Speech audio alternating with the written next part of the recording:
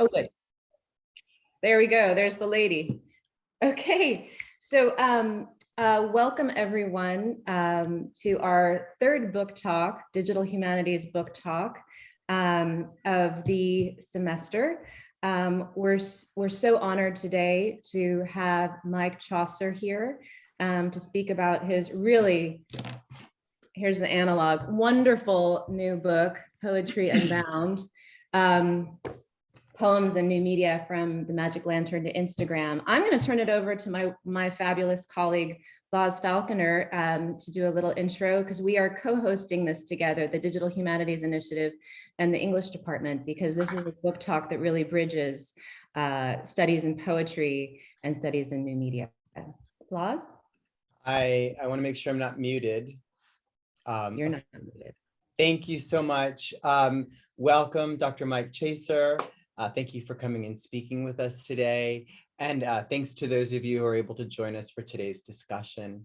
It's my pleasure to introduce Dr. Chasar, who earned his MA in creative writing at Miami University and his PhD in English and book studies at the University of Iowa. An associate professor of English at Willamette University, he teaches American literature, creative writing, and cultural studies, with a special interest in poetry from the US Civil War to the present. In his professional bio, Dr. Chasar expresses a lifelong love for, quote, puns, limericks, cheesy inspirational verses, song lyrics, language games, and advertising jingles of popular culture, as well as canonical or literary poetry. He writes, "My teaching and scholarly interests emerge from this double affection for so-called highbrow and lowbrow poetries." In 2011, he published Poetry After Cultural Studies, a collection of 8 essays co-edited with Heidi R. Bean. He's also the author of Everyday Reading, Poetry and Popular Culture in Modern America. His most recent book, Poetry Unbound, Poems and New Media from the Magic Lantern to Instagram, quote, focuses on the mediation of poetry by non-print mass media, asking questions like, what is the relationship between a poem and the medium that transmits it? I'll pass the baton here to my colleague and friend, Dr. Jessica Pressman, who will speak more specifically to Dr. Chasar's scholarship, its relevance, its importance to so many of the subjects that are central to our own studies. Thank you, Laz, very much. I'm speaking now as I'm an associate professor in the Department of English and Comparative Literature, but I also am co-founder and co-director of the Digital Humanities Initiative here at State. And my colleague and co-director, Dr. Pam Lack, is putting some links into the chat, and we welcome you to use the chat. Actually, the chat will remain open, so you can add questions and comments and help us provide links if we need them. We will hear from Mike Chasar for the first half hour. He'll talk about his new book, and then we'll have hopefully a deliciously long Q&A after. But I just want to add, as Blas suggested, that we carefully selected Mike Chasar for this book talk. One, this book, as with his previous book, by the way, Everyday Reading, is really beautiful and really brilliant because it merges poetry and poetics with the everyday, with the diurnal. And it doesn't, instead of stultifying into the ivory tower, this is a book that teaches us how to see poetry everywhere, especially when we are online, when we are on Instagram, and when we are on Zoom, to notice where and how poetry happens, and more so why it matters. And so I'm so glad to see in the names that I recognize a variety of folks who have a love of poetry and also a love of media studies, because today we're going to investigate really how those two things, how poetry and the study of literature and the study of media and media studies go hand in hand. That's why this is both an English department talk and also a digital humanities talk. So I welcome all of you. Thank you for taking an hour out of your time in this busy time of the semester to be with us. And I hope you will join me in welcoming Mike Chasar. Thank you, everyone. This is absolutely thrilling. And I'm grateful for your attention and loving the fact that so many people from so many different places are able to join today. Diana and Krista, it's great to have fellow Bearcats in the room. I also want to say hello to Camilla in particular, who I believe is joining us from Norway and is a new acquaintance of mine. Camilla wrote a spectacular review of Poetry Unbound, and I'm a little bit intimidated to be talking about it in front of her because she was so smart about it. She knows the book better than I do at this point. So I'm going to link to that review here as something that you can read later. Camilla, thank you so much. It's great to meet you. I also see people from Salem, where I live here. Katie McVicker is here. Katie owns Blast Off Vintage Clothing, the best vintage clothing store on the West Coast. So if you're ever driving up I-5, you need to stop there. Thank you, Jessica. Thank you, Blas. Thank you, Pam, for making this possible. I'm tickled that Jessica invited me. I've long felt intellectual kinship with Jessica's work, both in terms of her affection for the arcane and her ability to make the arcane relevant, as well as her affection for the minor example and the ability of the minor example to shed light on larger issues. It's been inspiring work for me and fun to follow. So Jessica, thank you in particular. Columbia University Press at one point asked me to do a blog posting recounting some of the origins of this book. And I did that. And I'm going to put a link to that in the chat bar for you to read later if you wish.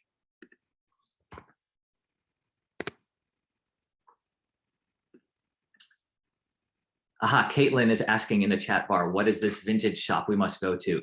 The name is Blast Off Vintage. Come visit Oregon and make that a stop on your trip. So Columbia asked me to do a little bit of origin story for Poetry Unbound. And one of the origins of the book is in a small collection of a long poem by Edna St. Vincent Millay, published in the 1940s, called The Murder of Lidice, which dramatizes the destruction of a Czechoslovakian town by Nazi forces, and which forms the basis of chapter 2 of Poetry Unbound. When my grandmother died, her copy of this book passed to me.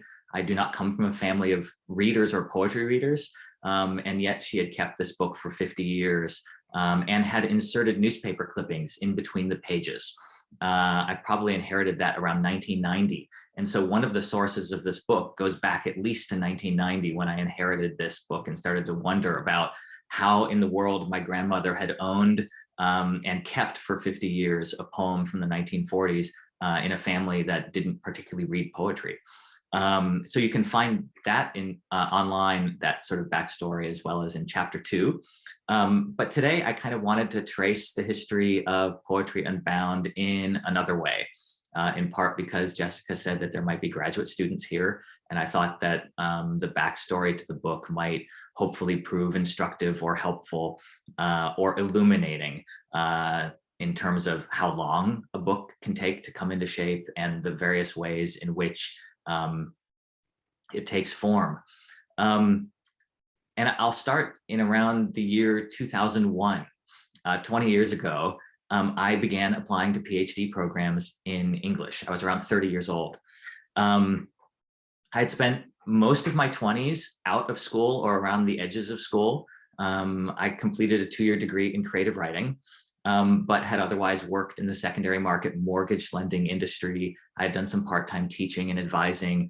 I worked for a couple of years at the Salvador Dali Museum in the education department in St. Petersburg, Florida.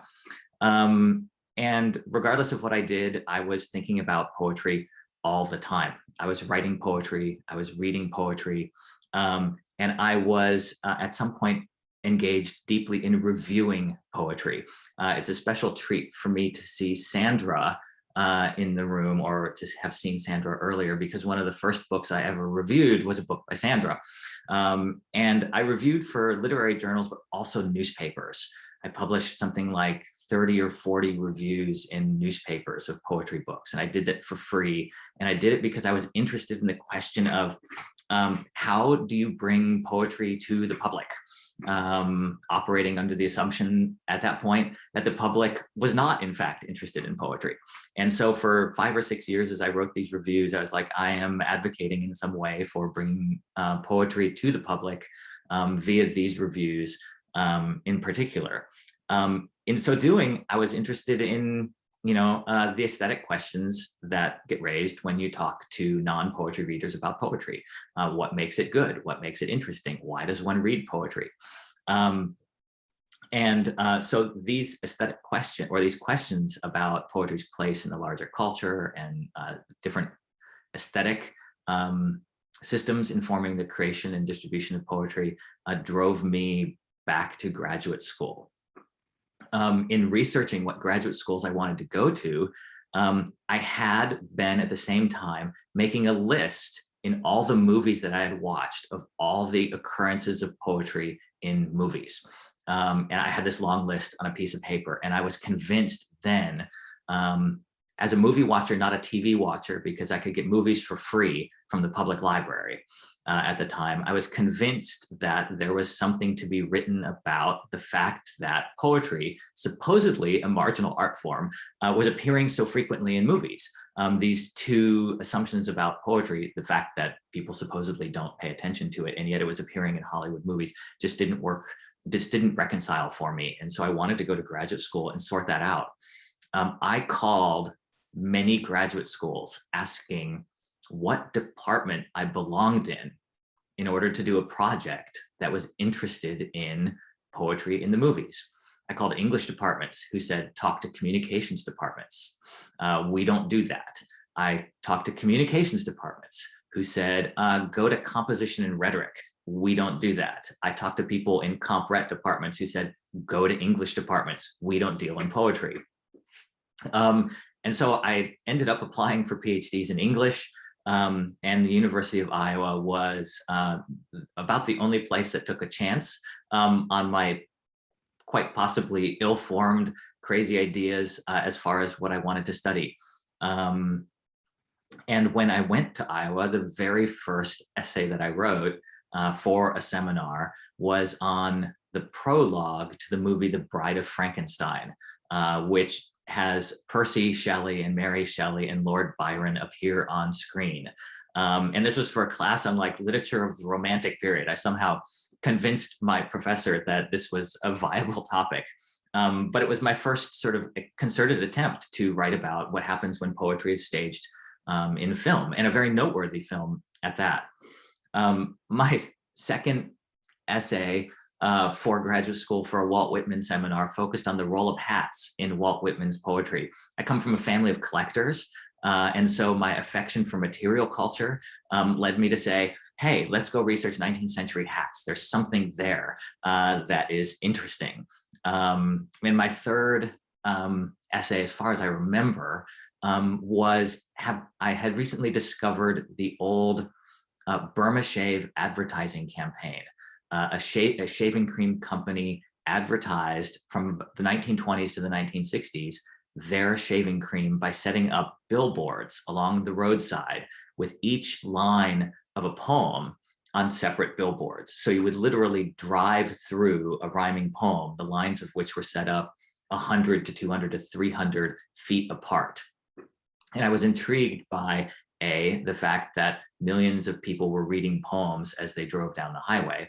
I was also intrigued by the ways in which the drive-through reading experience replicated strategies that the avant-garde tried to replicate on the page.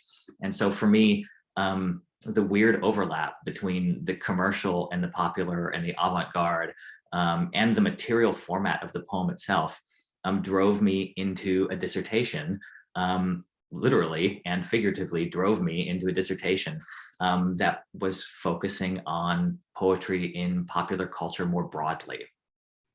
That dissertation eventually became everyday reading. And I say eventually because chapter 1 got scrapped and rewritten. Chapter 2 got rewritten from a totally different theoretical vantage point. and I added a brand new chapter. I added a chapter 5. So it is like and unlike the dissertation, as most projects that move from dissertation to books are. Chapter 1 of that book focused on large poetry scrapbooks that people assembled, sometimes over the spans of decades, by clipping poems from newspapers and magazines and essentially editing their own private poetry collections. Chapter 2 focused on fan letters written to old-time radio poetry shows, which were broadcast nationwide in the late 1920s and 1930s. There were people who were dedicated to watching these shows, and these shows oftentimes received upwards of 50,000 fan letters like a month. And I found a small archive of these and focused a chapter on these radio shows and the ways that people were talking about poetry as they wrote to the hosts of those shows. Chapter 3 focused on the advertising campaign that I just described. Chapter 4 focused on, at the insistence of my advisors, a canonical literary figure, William Carlos Williams, and the ways in which popular literacies informed Williams's poems. I was told, you will not get a job unless you focus on a canonical author in your book and dissertation. And then chapter 5 eventually focused on Hallmark greeting card poetry that was written by the longtime director of the University of Iowa Writers Workshop, Paul Engel, who was colleagues with Robert Lowell and John Berryman, and who taught multiple Pulitzer Prize winners, but who at the same time was writing poetry for Hallmark greeting cards. My goals were in that book to show that poetry in the popular world was more aesthetically complex than we would think of it as being, that it was more culturally complex than we would have given it credit for, that it affected the work of literary writers, and that it pioneered the logics of many pop cultural phenomena more generally. About the time when that book was being published, I had a miniature crisis.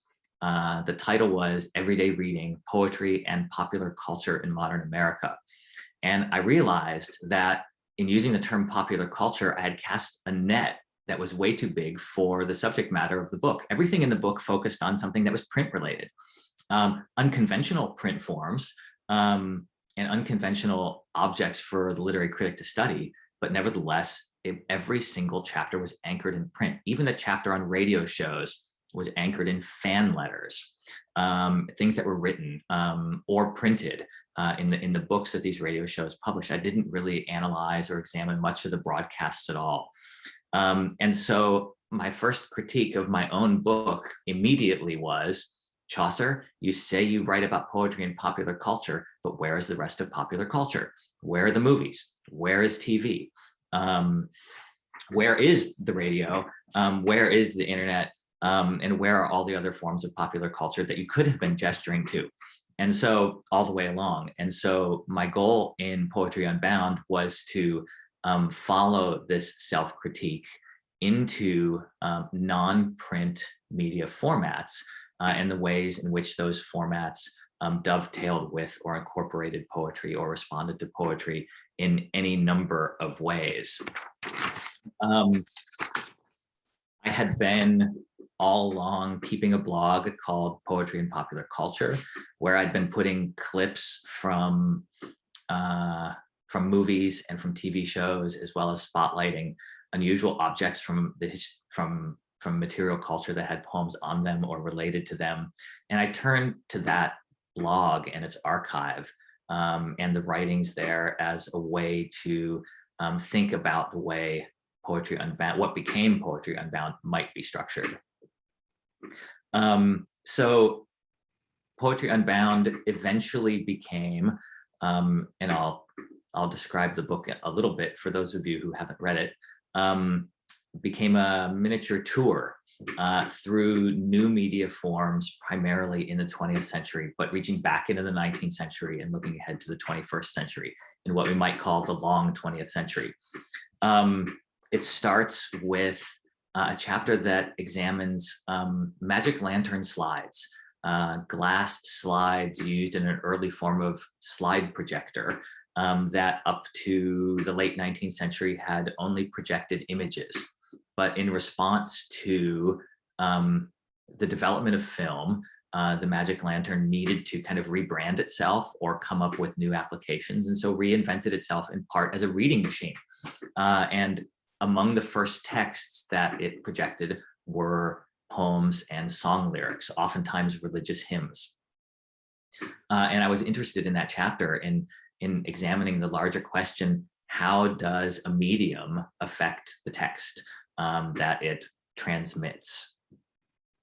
Yes, Jessica, the blog is still up. It is old. It is untended. So be forewarned and know that if you go to the blog, you'll find lots of unsolicited and uncultivated comments. But yeah, it is still up. So I was interested in that first chapter about the larger question of how does a medium affect the poem that it transmits. In the second chapter, focusing on Millay's poem, The Murder of Literature, which was broadcast nationally and internationally on radio during World War II as a piece of propaganda, and also in various periodical forms and book forms and acoustical forms on LPs. I was interested in the subject of how do different media actually affect audiences. With Magic Lantern Slides, there was no record of how audiences might have been affected or have read the poems or responded to the poems differently. And so it was all theoretical in chapter 1 about the relationship between the medium and the text. But in the case of chapter 2, I was able to find the back history to the poem when Millay cooperated with the Writers' War Board, the foremost domestic propaganda organization in the US during World War II, to develop the poem for broadcast on radio and in print. I was able to find Millay's own feelings about this and records about this, and I was able to find an archive of fan letters written to Millay so that I could sort of speculate a little bit more coherently on certain data about how audiences actually responded to and received the poem and how the differences in media transmission might have affected those responses. The next 2 chapters focus on film. It began as 1 chapter, but as I wrote, I realized I needed to devote an entire chapter to silent film and the ways in which silent film adapted poems to the screen, and the ways in which they excerpted lines from those poems for use on intertitles. What passages were excerpted and why? How were those passages formatted and presented to the audience? What was the relationship between the text on those passages and the images on either side? In doing research on this, I went to industry magazines from the 1910s and 1920s. And you can do this with digital technologies. I just typed in poetry in 20 or 30 years worth of industry magazines, and it listed every time that these magazines mentioned poetry. And I realized after looking through them that there's an ongoing regular discourse in the silent film industry comparing silent film to poetry.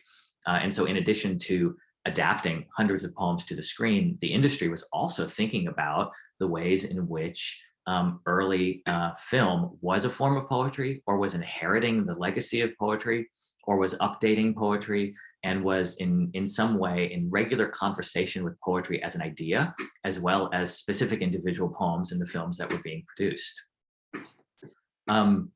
In the next chapter on sound film, I also realized by looking at industry publications and fan publications that references to poetry were frequent as well. And that as film transitioned to sound, it kind of brokered that transition in many ways, again, by reference to poetry. It is not unusual, I've discovered, for new media forms or innovations in new media to do so with reference to poetry. Early radio broadcasts included poetry. Early audio recordings included poetry. And so it makes sense that the advent of film and the transition to sound would also reference poetry in some ways. But I was nevertheless struck by the frequency with which movie stars were linked to poetry, and that the film industry was figured as kind of a big poem production industry. But I was intrigued in that chapter by how and why, when in the silent era, so many snippets of poems appeared on screen in intertitles, how few movies in the sound era actually show poems to be read on screen. Almost always when we watch movies, we hear poems spoken aloud or otherwise voiced. And poetry in the sound era is a vocal phenomenon. It is not something to be read. And so rather than focus on that trend, I chose to focus on the exceptions. If sound film was rather resolutely refusing to show poetry on screen, I wanted to look at the films that actually dared to do so. And so that chapter focuses on what I would imagine to be innovative or daring filmmakers who do what so many films don't, and that is show in the moving pictures a poem, and thus sort of revisit the site of silent film's anxiety was showing intertitles to people to read and break them away from the moving text or from the moving image. The next chapter focuses on television and poetry. I had, as I had done many years before with movies, started making lists of TV shows that reference poetry, which happens more regularly than one would think. And rather than focus on that broad archive, and I have a very long footnote or set of footnotes in Poetry Unbound for those of you who want to do your own projects on this and need a springboard into identifying the texts of your study.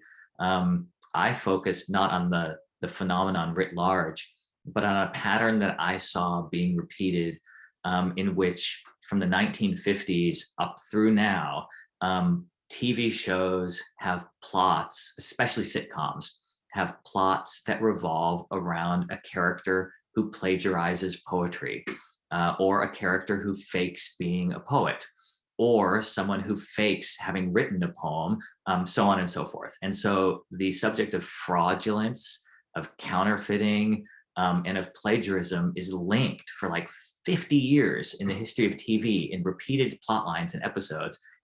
Plagiarism is linked to poetry.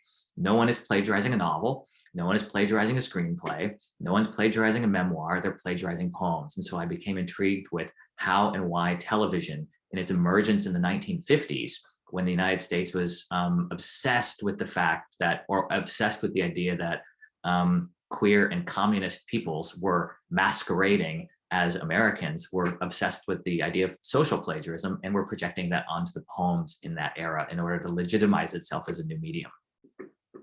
And so we can still see sort of residual evidence of this even after the Cold War has ended, as it has become part of sort of a go-to motif for TV shows. And then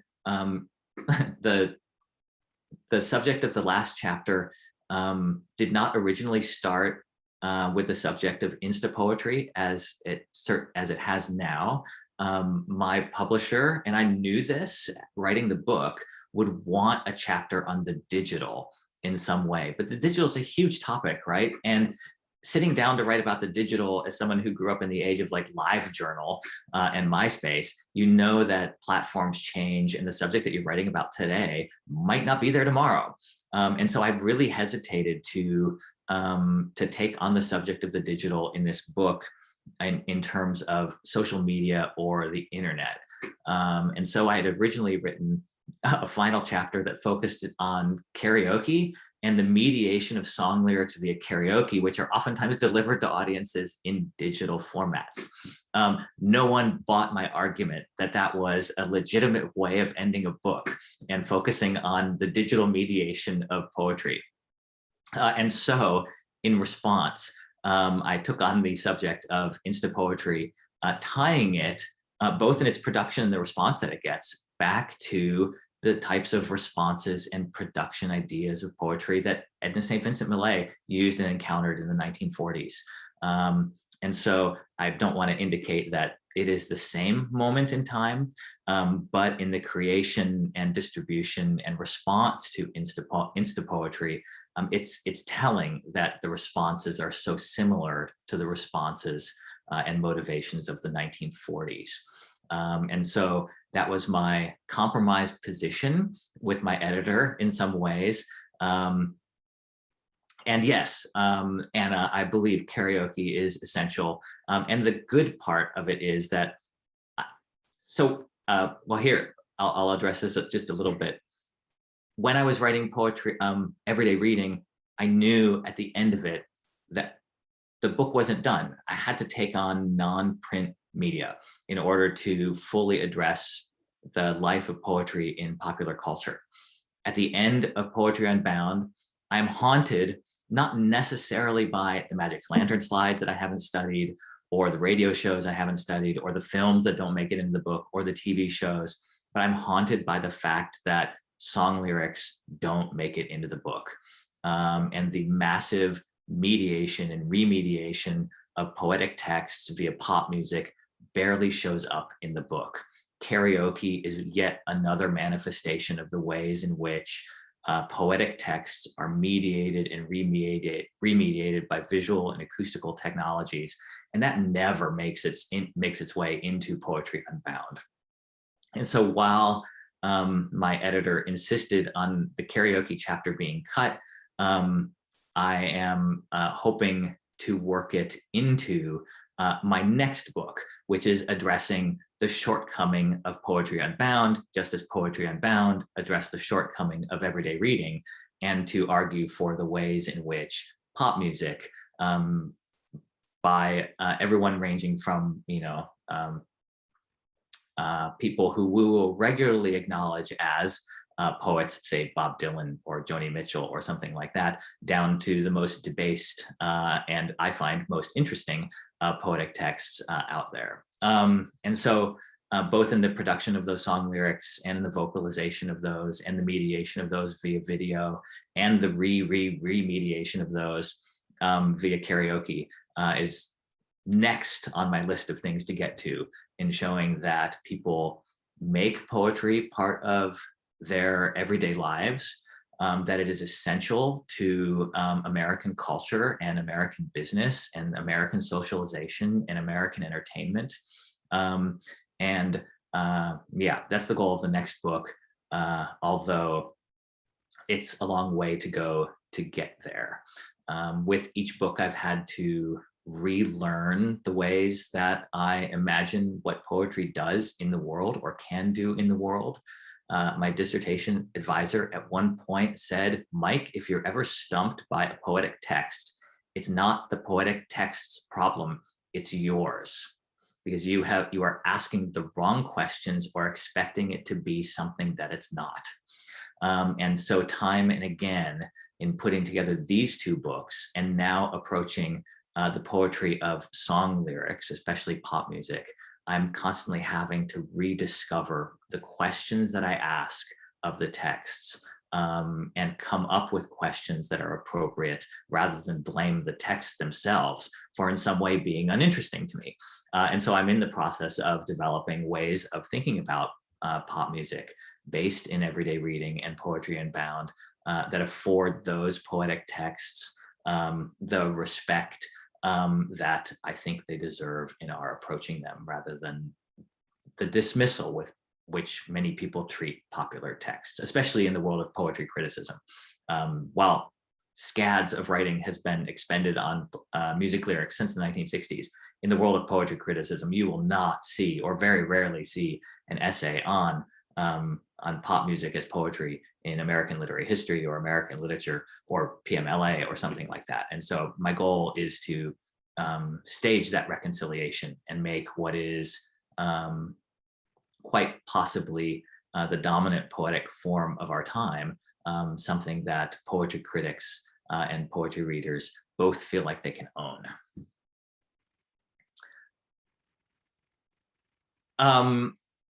So that is where the long story of where Poetry Unbound came from, why it isn't finished in many ways, and hopefully that long history behind that book is interesting or helpful in some ways, or creates a narrative that that suggests there is lots more work to be done. And if you think so, I happily extend an invitation to you to pick up on the subjects that you are writing in the chat bar and thinking about as they come to mind, and do all of the things that these two little books are unable to do. This was just wonderful. Thank you so much, Mike. I mean, I've read both of those books, and they're profoundly insightful in and of themselves, but then to have you narrate the kind of larger context in which they reside and how you've worked through them. I personally, just selfishly, I'm so grateful for this. I want to open it up for our conversation up to Q&A. You are welcome to put your questions in the chat. Laz already has one. That wasn't a real question. It's a great question. Go ahead. Yeah. You know, first of all, Mike, I said Chasar. I thought I had done my due diligence. Is it Chasar? It is Chaucer, yeah. I apologize. I thought I'd even gone onto a YouTube video and watched you give a lecture, I think, where you were introduced as Chasar, but I apologize, my bad. I read the introduction to Poetry Unbound. It was so fascinating. And I love the way you were thinking about, like, how does incorporating poetry into something that is not a book change the way we perceive that thing, and how does it also change the way we perceive the poems? And so I did put in a couple of things like Beyonce and Worcestershire. Here we had these music videos that were witnessed by hundreds of millions of people, probably. Lyrics listened to by hundreds of millions of people were composed by this poet. And Taylor Swift incorporating Pablo Neruda in the liner notes of her album. Like, what is she how is she positioning herself in pop culture? And then also, how does it make us think of, as she's like writing all these love songs, and here he's known as in a number of ways, but primarily as this love poet, great love poet. So I'm thinking, like, that was one question I was thinking about. If you want to speak to kind of popular music and poetry and how it's being used in any way that you want. I have so many questions, but since I typed that in, maybe we could begin there. Thank you for that. I had, at one point, someone tried to describe to me what was appealing to them about these books. And they said, Mike, 99% of the scholars and critics out there focus on 1% of the poetry that's ever been written. You focus on the other 99%. And one of the difficulties of focusing on the other 99% is that the archives are enormous and vast and unmanageable. And like sorting through those archives is super fun, right? As someone who likes to collect, assembling those archives is fun. As someone who likes to discover, finding archives and sorting through them is fun. But then figuring out how one goes about writing about something as vast as the world of like song lyrics, as from a literary critical perspective that wants to emphasize poetry, can be like really, really difficult. And so your questions about Beyonce and Taylor Swift are like, they're spot on. And the question is, well, how does one offer to poetry critics ways of approaching the material in a way that they'll believe you, but not expect you to be exhaustive in the way that poetry critics expect you to be exhaustive? In writing Poetry Unbound, like, I was really enjoying my tour through the media forms of the long 20th century, but the early readers of the book were like, how can you only dedicate a chapter to silent film? Silent film deserves its own book. And then someone reading from a TV perspective was like, how dare you follow in the tradition of media studies and denigrating TV by relegating it to its own chapter? Yeah. And they're right to a certain extent, because I certainly risk dilettantism and sort of a media tourism by structuring the book the way that I do.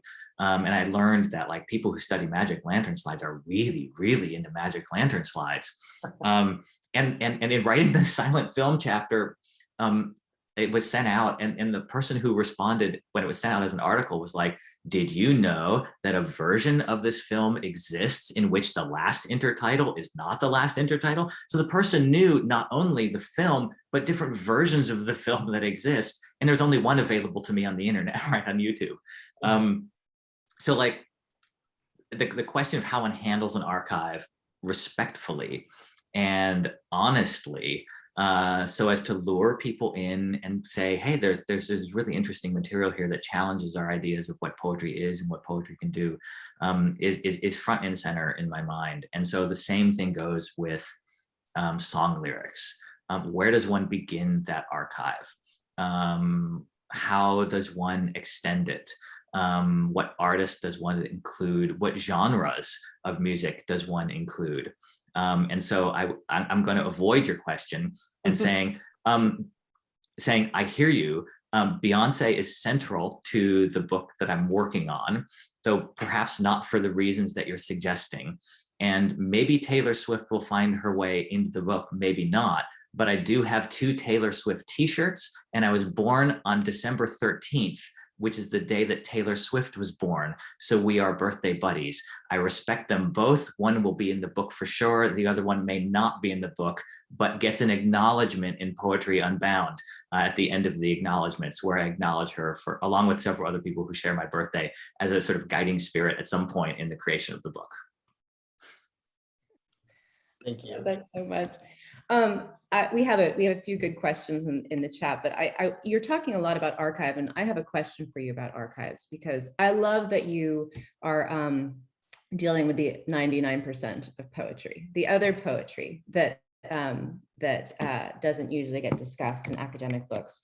And when you were just giving your talk, you were talking about doing research online, the archives of the internet, of YouTube, but also in the digital databases where your keyword searches showed you how TV, I think studios, or maybe it's film studios, were thinking about the content as poetry, that they were labeling it as poetry. So those meta tags then determine what the content is, right? And certainly inform the way that you find them.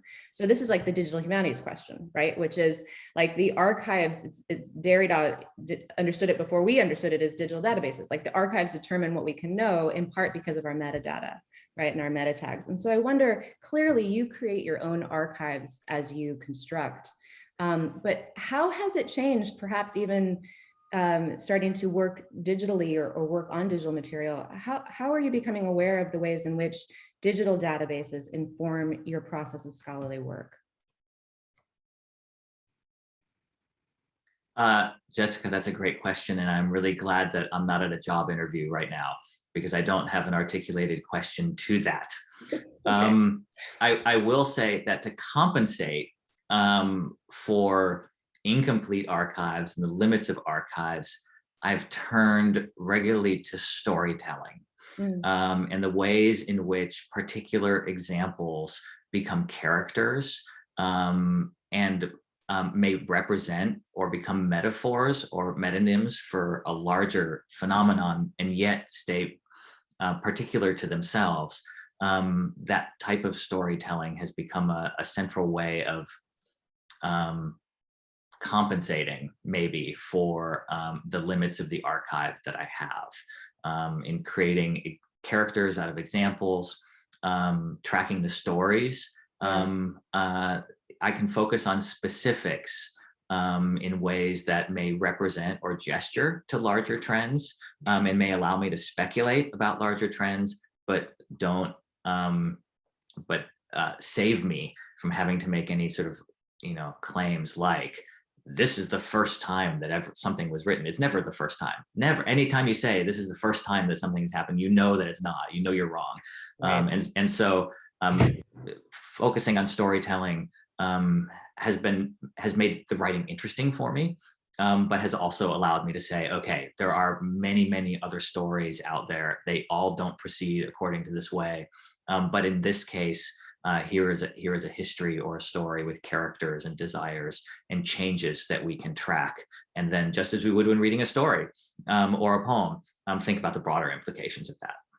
Yeah, that's wonderful. And I wrote down your quote that to see poetry as essential to American culture and entertainment, rather than as sometimes in the academy, we see it as marginal or special, but actually to see it central and essential. It's wonderful. We have questions actually from Samya Roy, who's joining us from India, is asking about video games, if you've looked at video games at all. Yeah, we'll start with that. Have you thought about video games? You know, when I described Poetry Unbound to my students, the first thing they asked was, what about the video games? And I would say, absolutely, someone needs to write about video games.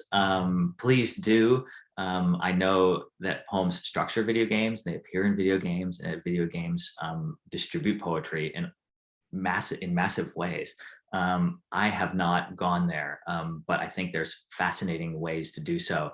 And I would absolutely love to read about it. Totally.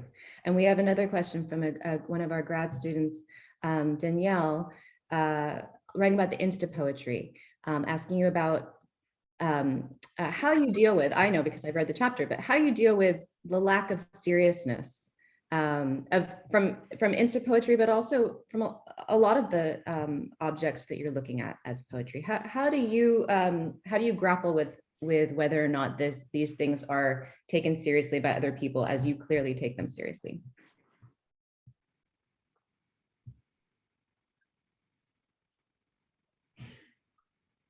She writes, I can just clarify. She writes, because I did a bad job paraphrasing. Does it take away from traditional poetry styles and formats? And in particular, I couldn't help thinking about the poet Rupi Kaur and the back and forth regarding whether or not she's considered a poet or not. There are a number of ways in which I could answer this. And one of the reasons why I conclude Poetry Unbound by linking Rupi Kaur's work to Edna St. Vincent Millay's work in the 1940s is to show that the refusal to read these poets' work with seriousness is not a new thing. In the case of Kaur and Millay, both texts struck frequently in cliche or hyperbole or other forms of writing that serious critics would find problematic, or that you would not be advised to write in when you're in a creative writing program. This is, in the case of Millay and Kaur, has to do with the long, heavily gendered nature of particular types of writing that have to do with sentimentality, and with the struggle for women to achieve artistic credibility in the eyes of poetry scholarship more generally.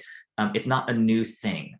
And I wanted to, in that last chapter, gently call out critics who don't take Kaur seriously by linking them to the critics who didn't take Millay seriously, who will be linked to people who didn't take women writers before Millay seriously as well, and who still don't take these writers seriously. And so on the one hand, there is a reasonable explanation for this that has to do with the texts that are privileged and the texts that aren't privileged, and the defensive ways in which walls are kept up to reinforce particular ways of reading. This happens in regard to print text too, right? If you want to write about poetic texts that are not in print, everyone's defenses go up right away. It can't be serious to have a poem in a movie. It can't be serious to have a poet reading at the inauguration. It can't be serious to have Rupi Kaur selling millions of copies of her book fueled by Instagram. It is serious. And the first response of critics and anyone who understands that it's serious, but who doesn't want to reckon with its seriousness, is to say it's not serious.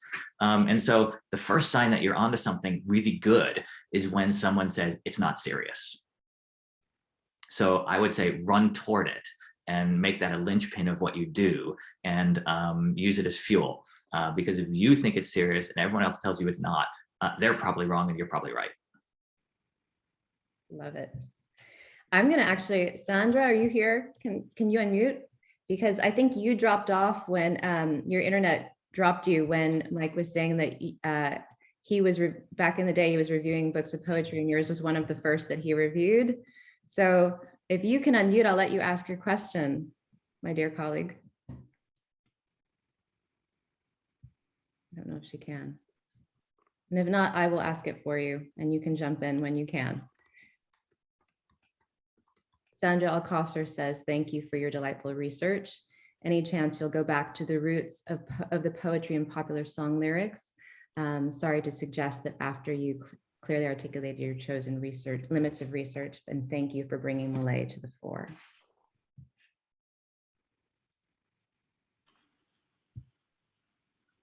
Thank you very much. I think the book that I reviewed was Accept by Nature, which came out in 1998. If I seemed clumsy or amateur or juvenile in that review, and you remember it badly, please excuse me and know that I was finding my footing lo those many years ago, and that the practice, at least, I'm grateful for. Well, thank you. I've just learned how to, I was unable to unmute myself before. I'm staying muted and invisible because I keep dropping the connection. But I was so happy to hear you bring Malay forward. I think that, like Lorene Niedecker, I think she's someone who is coming to greater respect now than earlier times. Yeah, and you know, Malay's, the work that most people want to focus on by Malay is the early work from Renaissance and the books that followed. But Malay was very political and engaged and wrote about and published in newspapers and magazines the Sacco and Vanzetti trials. She was an early advocate for US intervention in World War II. And when her work took that political turn and moved away from the sort of accepted history of the poetess, people have had a hard time coming to terms with that turn and figuring out what it means for Malay's work as a whole, and for the easy categories of poetess that she wrote to and challenged earlier in her career. I think she's a fascinating, long-lived, radical writer, and there are lots of people who, in writing about Malay, I also had to reckon with the fact that I don't know Malay's work as closely as many other people do, but I have learned in the writing of that there is this concerted movement afoot to return attention, a type of serious attention to Malay's work and to Niedecker's work, broadly speaking, rather than just small segments of their careers. Thanks, Sandra. It's so good to hear your voice. Blas has a great question that actually builds upon a point that our former MFA poet Brenda Talby, who's also in Oregon, right, Brenda? Brenda wrote a great comment. This reminds me of the always pending obsolescence of books. Insta poetry is the obsolescence of serious poetry. And I'd like to connect that to Blas's question. Blas, if you'd ask it. Yeah, I mean, I was thinking, I have so many questions, but and you're kind of blowing my mind a bit in the way that you're making me reframe my thinking of contemporary poetry and the direction that we're moving in so clearly. And I can't help but think that poetry that Unbound has really influenced bound poetry, because so many of the poets that are writing off the page are also writing on the page. I'm not only talking about performance poets, but poets in kind of, working in art installations, and poets online and Instagram and on Facebook. The community of poets, you can find them on Facebook. Sometimes I'm contacted on Facebook, not through my work email. And conversations are happening there. Poems are shared there. They go viral when somebody dies. people are posting poems when, a national, some tragedy happens around the world, poems are posted. There's a community there. And I think that reading poetry in that space is changing the way that we, the way we're writing. Kind of, we're more innovative in some ways. We address different subjects. We address them differently. And I'm even thinking of how our readership is changing. Not only who is reading these poems, but how they're reading the poems, coming to them with a whole different mindset. And so I'm coming very excitedly with this question, but it really is, what you're doing is really fascinating. I want to know if you've thought about, or if you can speak at all to the way in which unbound poetry is influencing bound poetry. I do believe that we don't live at an exceptional moment in media history. I think that every era has its feeling that it's exceptional in the history of media, where something is going on now that has never gone on before, and then we're in the middle of some sort of media revolution. We are currently at an inflection point, but insofar as we are, we're not singular in being at that inflection point. And at the end of Poetry Unbound, one of the reasons I draw the connection between Rupi Kaur and Millay is because I believe we were at a similar inflection point in the 1940s, where Millay's poem, written for the radio, broadcast across the US, broadcast around the world. It was translated into Spanish and Portuguese and given 3 separate performances in 3 separate languages and had a global reach. And then it appeared in book and magazine form, and then it appeared in record form. That this poem, whether people knew it or not, or felt it or not, for me represents a moment in the 20th century when poetry could have, and the poetry world could have, aggressively embraced the multimedia future that Millay's poem suggested poetry had in the past and was building toward and could have moving forward. Millay herself backed off of that for a variety of reasons, and other poets backed away from that multimedia future for a variety of reasons and sort of reverted to the book as the primary measure of a poem's importance.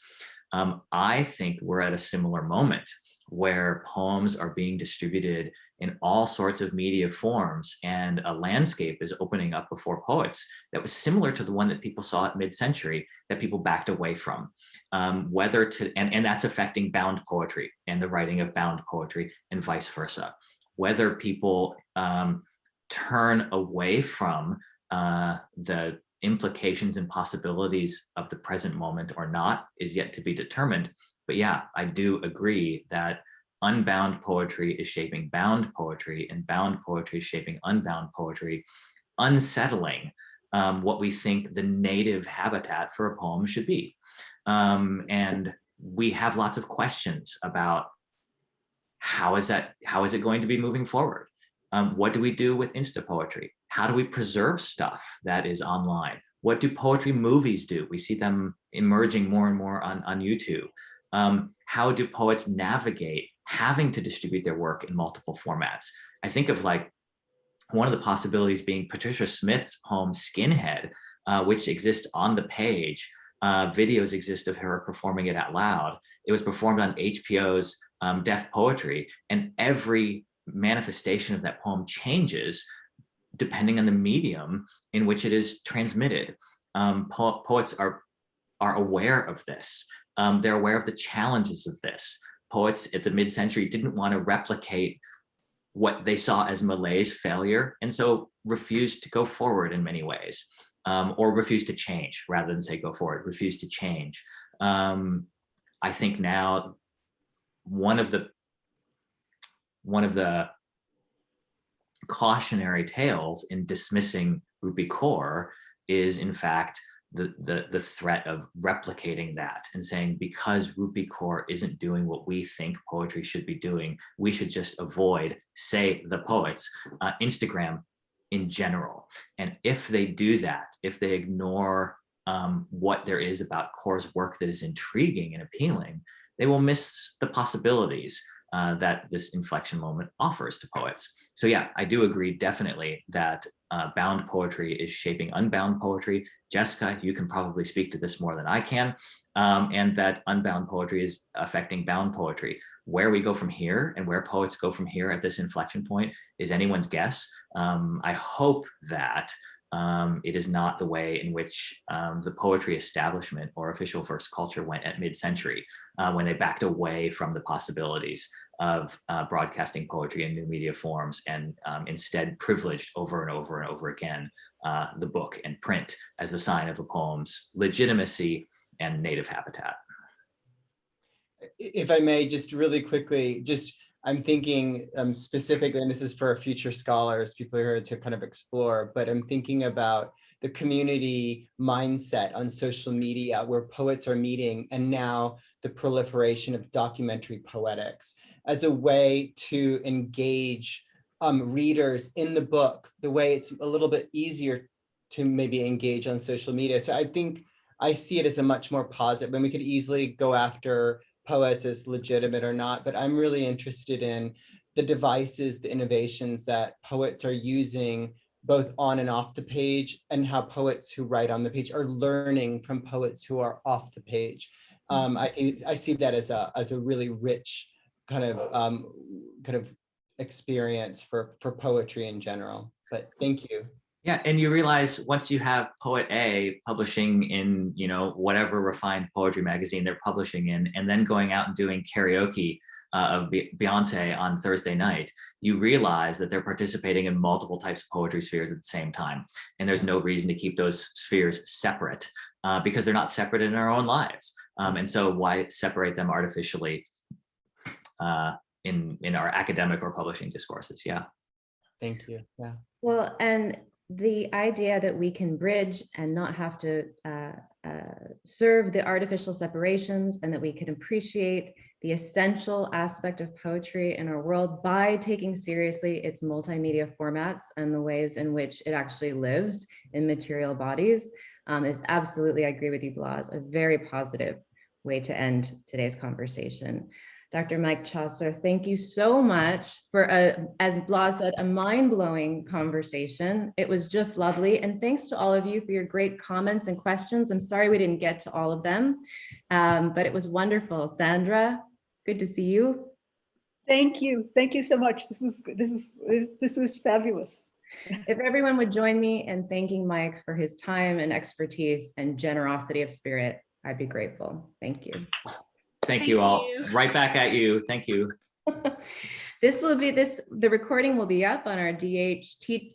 Oh, Pam, put that in the chat for me. And I hope you will all join us for future talks. Take good care, stay safe, and enjoy your poetry in all formats.